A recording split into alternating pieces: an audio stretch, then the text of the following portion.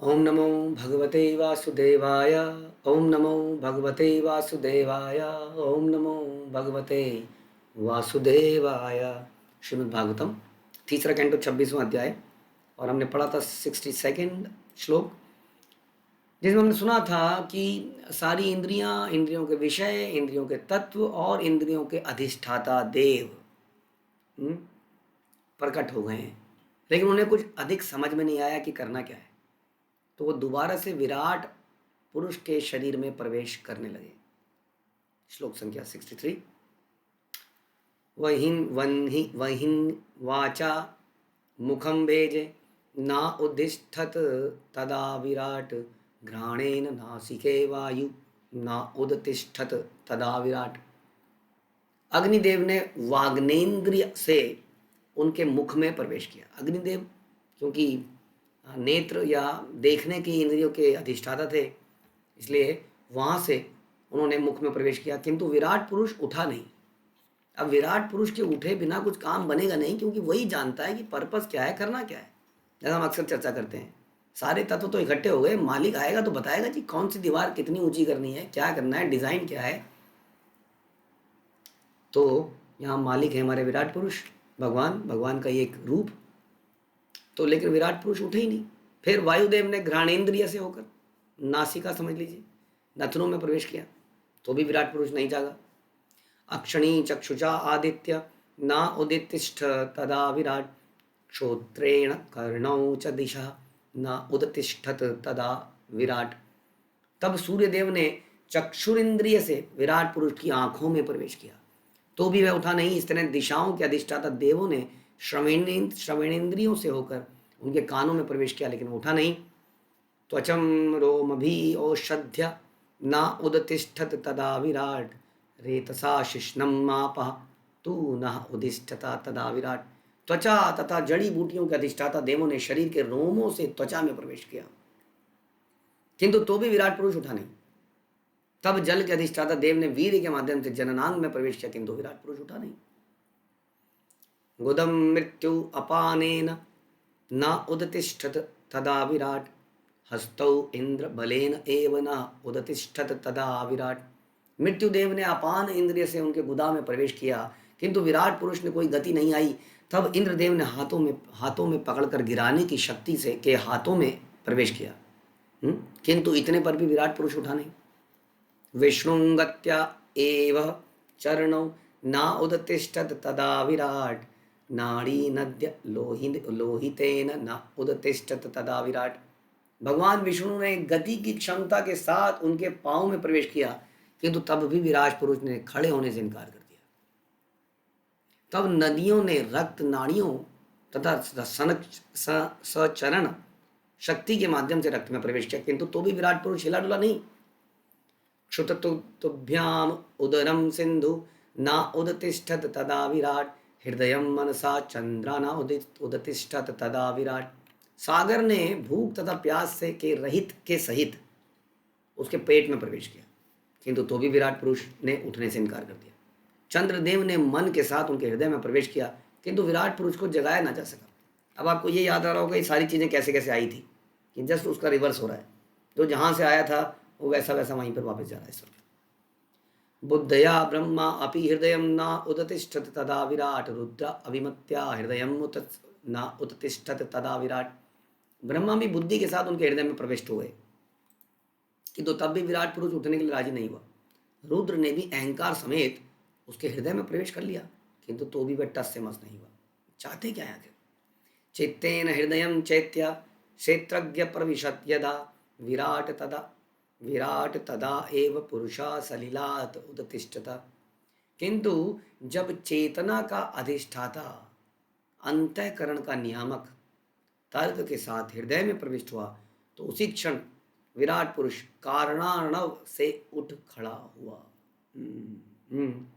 चेतना का अधिष्ठाता, अंतःकरण का नियामक।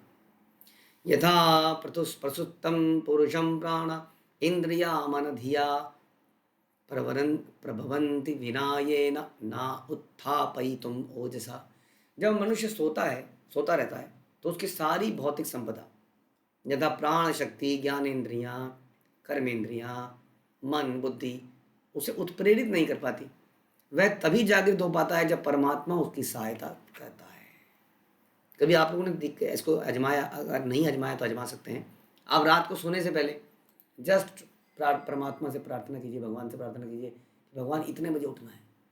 आप देखेंगे अपने आप नींद उतने बजे उठ जाती है। जिसका परमात्मा जिसकी चेतना उतनी जागृत है, आप देखेंगे कि जो हम रात को प्रार्थना करके चिंतन करके सोचते हैं उतने बजे नींद अपने आप खुलती है, अलार्म की जरूरत पड़ती नहीं है। तो वास्तव में क्या बता रहे हैं, कौन जगाता है हमें? परमात्मा है। हाँ, एक घड़ी में हम अलार्म लगाते हैं ना, तो ये परमात्मा हमारी कितनी मदद करते हैं। It becomes our order career,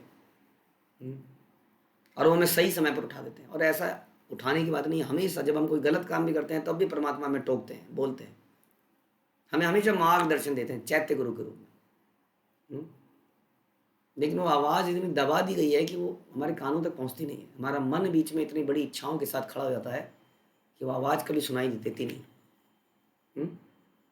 तो यहाँ बता रहे हैं कि जब मनुष्य सोता है तो अब भी परमात्मा ही उसकी सहायता करता है। अल्टीमेटली उसकी सारी इंद्रियां, उसके हाथ पैर उसको उठाने में मदद नहीं कर सकते ना। हाथ सोए हुए आदमी को उठाएंगे, हाँ भैया उठ। तमस्मिन् प्रत्यक आत्मानं धिया योग प्रवर्तया भक्तया विरक्तया ज्ञानेन विवच्य आत्मनि चिंतयेत। अतः मनुष्य को समर्पण, वैराग्य तथा एकाग्र भक्ति के माध्यम से प्राप्त आध्यात्मिक ज्ञान में, तो आध्यात्मिक ज्ञान कैसे प्राप्त होता है? ध्यान से सुनिए, आध्यात्मिक ज्ञान कोई पीएचडी का विषय नहीं है कि आप गए, आपने कहीं ट्यूशन लगा ली, आपने कहीं पैसे दे दिए, किसी कॉलेज में एडमिशन ले लिया और आप फिलोसफी के प्रोफेसर बन गए। It is not as simple as that. क्योंकि यहाँ पर ये ज्ञान मिलता है समर्पण से। ध्यान रखिए, ये गुरु परंपरा है। परंपरा समझते हैं आप? गुरु, गुरु के गुरु, गुरु के गुरु। तो गुरु शिष्य को माने तो सही कि मेरा शिष्य है, तभी तो कनेक्शन बनेगा। नहीं, यहाँ पर ऐसा नहीं है कि आपने स्कूल में एडमिशन ले लिया या यूनिवर्सिटी में एडमिशन ले लिया तो आप पे ठप्पा पड़ गया, आप इस स्कूल के हो। टीचर माने या ना माने क्या फ़र्क पड़ता है? नहीं, ये कोई औपचारिक रिश्ता नहीं है, ये सर्टिफिकेट से नहीं बनता है, ये गुरु के हृदय से बनता है। गुरु माने तो सही कि आप उनके शिष्य हैं, तभी तो आपको ज्ञान ट्रांसफ़र होगा। नहीं तो ज्ञान ट्रांसफ़र होकर भी समाप्त हो जाएगा। ध्यान रखिए, ऐसा नहीं है कि आप तो मिल गया सब कुछ। नहीं, हनुमान को शाप, ध्यान रखिए, भूल जाओगे, सब कुछ भूल जाओगे। जब समय आएगा तब उसको यूज़ नहीं कर पाओगे। हाँ, ये हो जाता है। ज्ञान इसलिए इम्पोर्टेंट नहीं है। आप जानते हैं कितने लोगों को ज्ञान है, लेकिन ज्ञान का इम्प्लीमेंटेशन, उसका प्रैक्टिकल इम्प्लीमेंटेशन कितना मुश्किल है। कितने लोग गीता को जानते हैं? भारतवर्ष में अधिकतर जानते हैं। कितने लोग उसको लाइफ में उतार पाते हैं? जिसको गुरु की कृपा मिलती है उसको रियलाइजेशन मिलता है। इसलिए कहते हैं कि जिसको गुरु और भगवान में पूर्ण श्रद्धा है उसको वेदों के सारे रहस्य उसके सामने खुल जाते हैं। तस्य कथयित ही अर्थात प्रकाशन्ते महात्मना यथा देवे तथा गुरु। तो इसलिए ये गुरु शिष्य की बात है, और गुरु शिष्य की बात होती है हृदय से, कोई औपचारिकता से नहीं। इवन आपने दीक्षा ले ली, लेकिन यदि आप गुरु के आधार पर नहीं जीते हैं, नहीं चलते हैं, उनके आदेशों के अनुसार जीवन को नहीं बनाते हैं, तो मत समझिए कि वो वास्तव में कोई कनेक्शन है। क्योंकि शिष्य का मतलब यही होता है जो शासन में रहता है, जो गुरु के शासन में रहता है और उसके अनुसार जीवन बिताता है। इसलिए बता रहे कि अतः मनुष्य को समर्पण, वैराग्य, एकाग्र भक्ति के माध्यम से प्राप्त आध्यात्मिक ज्ञान, नहीं तो केवल भौतिक ज्ञान है। कितने तत्व होते हैं जी? 24 तत्व होते हैं। इतने तत्व होते हैं, देखो जी, हमें सब ज्ञान है। विनो Sankhya yoga, it is not enough knowing it clerically, technically. It is about realization. Everything is about realization. ये ज्ञान चेतना की उद्धार के लिए है, इसलिए समर्पण की आवश्यकता है। समर्पण, श्रद्धा, है ना, और फिर वैराग्य। ज्ञान से वैराग्य होता ही है, नेचुरल है। जैसे मैंने आपको ज्ञान दिया, एक बच्चे को पता नहीं था, एक कप के अंदर एक बहुत अच्छा सा ड्रिंक था, ब्लू कलर का, बच्चा पीना चाहता था। किसी ने उसको ज्ञान दिया कि बेटा जानता है पॉइजन है, खाते ही तेरे साथ ये होगा, ये होगा, ये होगा, दम घुटेगा, ये हो जाएगा, मर जाएगा। तो क्या होगा उसके अंदर? वैराग्य पैदा होगा, नहीं पीऊँगा। राइट? उसी तरह से आध्यात्मिक ज्ञान का एक नेचुरल एक लक्षण है, क्योंकि आध्यात्मिक ज्ञान का मतलब क्या है? हम भगवान के शाश्वत दास हैं, हमारा संबंध भगवान से है, वास्तविक संबंध। इस संसार के संबंध टेम्परेरी हैं, यहाँ पर सुख खोजना मूर्खता है।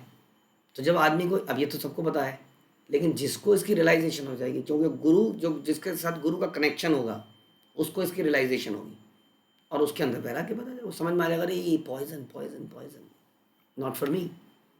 इसलिए बता रहे हैं, समर्पण, वैराग्य, एकाग्र भक्ति के माध्यम से प्राप्त आध्यात्मिक ज्ञान में प्रगति के द्वारा इसी शरीर में परमात्मा को विद्यमान समझकर उसका चिंतन करना चाहिए, यद्यपि वे इससे अलग रहते हैं। केवल इस शरीर में लिमिटेड नहीं है, लेकिन हमारे लिए एक फैसिलिटी प्रोवाइड कर रखी है, जैसे कि दूतावास। हाँ, इंडिया में अमेरिकन दूतावास, अमेरिका नहीं है इंडिया में। अब अमेरिका पहुंचना है, मन कर रहा है अमेरिका जाने का, ड्यू टू एनीथिंग, क्या करें? तो अमेरिकन दूतावास में जाइए, लोकल अमेरिका, वहाँ पे रिक्वेस्ट डालिए, can I go for this reason. अगर उन्होंने ठप्पा मार दिया, then you can go to the America. उसी तरीके से यहाँ पर लोकल परमात्मा बैठे हैं। हाँ, हम प्रार्थना करेंगे, भगवान मैं ये करूँगा, मैं जप करूँगा, मैं व्रत रखूँगा, मैं ये करूँगा, मैं वो करूँगा, फिर करेगा भी तो परमात्मा अल्टीमेटली सैंक्शन करेंगे, गुरु दिलाएंगे, सब कुछ करेंगे, तब हम अल्टीमेटली भगवान के धाम में जा पाएंगे, जहाँ पर वो अपने असली स्वरूप में बैठे हैं या लीलाएं करते हैं। तो इस प्रकार से बता रहे हैं यहाँ पर कि जो व्यक्ति आध्यात्मिक ज्ञान की उन्नति करता है समर्पण से, वैराग्य से, एकाग्र भक्ति से, और इसमें प्रगति करता है, वो हृदय में भगवान को पहचान पाता है, हर वस्तु में भगवान को पहचान पाता है, उनसे प्रार्थना करता है, उनकी भक्ति करता है, चिंतन करता है, और इस प्रकार से भगवान के धाम में ही चला जाता है। जो जिसका चिंतन करेगा वहीं पहुंच जाएगा। मनुष्य अपने भीतर परमात्मा का साक्षात्कार कर सकता है, बता रहे। वे मनुष्य के शरीर के भीतर रहते हैं, लेकिन शरीर से अलग भी हैं, जैसा अभी हमने सुना दूतावास का एग्जाम्पल, हमें समझना पड़ेगा इसको। तो इस प्रकार से बता रहे हैं कि जब मनुष्य भौतिक संपत्ति की आसक्ति से विरक्त हो जाता है तो वह अपना मन परमात्मा पर केंद्रित करता है, राइट। किसी एक चीज़ पर जब हम केंद्रित करेंगे तो दूसरी चीज़ से मन हटाना ही पड़ेगा। ऐसा कैसे हो सकता है कि हम यहाँ भी केंद्रित कर लें और यहाँ भी केंद्रित कर लें, बहंगे बन जाएंगे। हाँ, दोनों तरफ देखेंगे तो, और वास्तव में कर नहीं पाएंगे काम को। इसलिए एकाग्रचित्त होना पड़ता है, क्योंकि सावधानी हटी है, दुर्घटना घटी, विदिन अ सेकंड यहाँ पे कुछ हो जाता है। इसलिए एकाग्रचित्त यदि परमात्मा में करना है तो बाकी चीज़ों से ध्यान को हटाना पड़ेगा, तभी तो चित्र एकाग्रचित्त कर पाएंगे, नहीं तो कैसे करेंगे। इसलिए बता रहे हैं कि जो व्यक्ति भौतिक वस्तुओं से अपनी आसक्ति को हटाता है वह अपना मन परमात्मा पर केंद्रित कर पाता है। जब तक मन इस संसार की ओर भटकता रहता है तब तक मन तथा बुद्धि को भगवान या उनके अंश रूप परमात्मा में केंद्रित कर पाना असंभव है। इसलिए ऐसे मेडिटेशन से कुछ नहीं होगा कि आप अष्टांग योग लगाएं, मेडिटेशन में बैठे और आंख बंद करते ही आपको कुछ और ही ख्याल आता है। तो पहले आपको इंद्रियों को शुद्ध करना पड़ेगा। उसके लिए क्या करते हैं हम लोग, इंद्रियों के स्वामी की सेवा में लगाते हैं। सेवा में कर करके, पिट पिट के, घिस घिस के इंद्रियां शुद्ध होती हैं।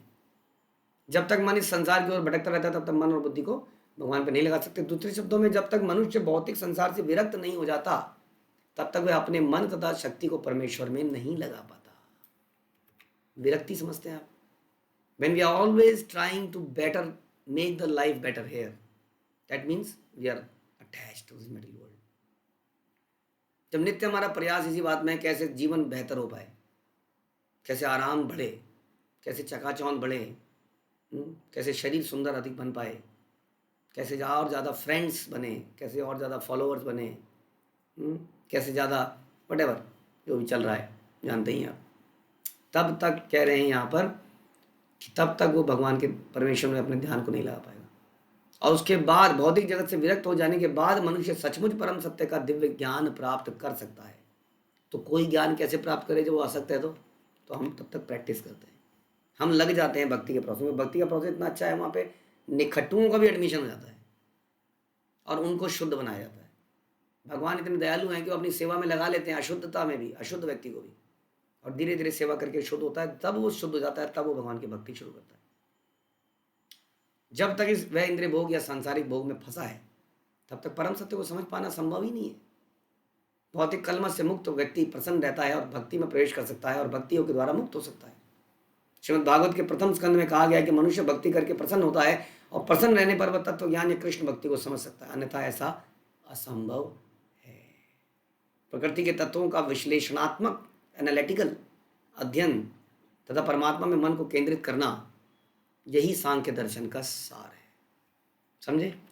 किसी प्रकार के वैराग्य, त्याग, अष्टांग योग का फायदा क्या यदि हमारा ध्यान भगवान में केंद्रित ना हो, उनकी सेवाओं में केंद्रित ना हो। इस सांख्य योग की सिद्धि परम सत्य की भक्ति के साथ पूर्ण होती है। और ध्यान केंद्रित करके भी क्या लाभ यदि भगवान की सेवा न करी जाए, जिसको हम भक्ति कहते हैं। और इस प्रकार श्रीमद् भागवत के तृतीय स्कंद के अंतर्गत प्रकृति के मूलभूत सिद्धांत नामक 26वें अध्याय के भक्ति वेदांत तात्पर्य पूरा हुआ और ये अध्याय यही समाप्त होता है। आप सभी का बहुत धन्यवाद। श्रील प्रभुपाद की जय। ग्रंथराज श्रीमद् भागवतम की जय। यस, आप कुछ कहना चाहते हैं तो बता सकते हैं या पूछ सकते हैं। यस प्रभु जी, बोलिए।